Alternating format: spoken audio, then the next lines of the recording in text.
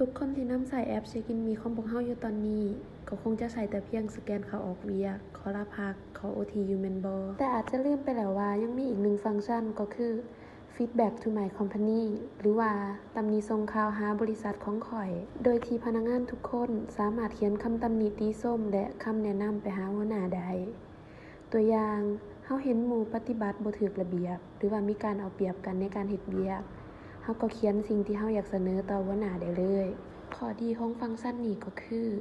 ในเบื้องของพนักงานก็สามารถส่งคำคิดเห็นของตนเองไปหาหัวหน้าได้โดยตรงโดยที่ระบบจะบ่ระบุชื่อผู้ที่ส่งคำคิดเห็นไปก็เพื่อความปลอดภัยและความสบายใจของทั้งสองฝ่ายและในเบื้องของเจ้าของธุรกิจหรือว่าหัวหน้าก็คือจะได้เห็นปัญหาที่เกิดขึ้นภายในองค์กรและสามารถแก้ไขปัญหาให้ทันเวลาก่อนที่จะเสียพนักงานที่มีคุณภาพไปย้อนปัญหาที่เกิดขึ้นและบ่ได้รับการแก้ไข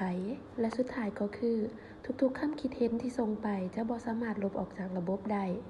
และสามารถตั้งให้แต่หัวหน้าที่สามารถเบิ่งคำคิดเห็นของพนักงานได้โดยที่จะหลุดพ้นช่องว่างในการเลือกปฏิบัติต่อพนักงานได้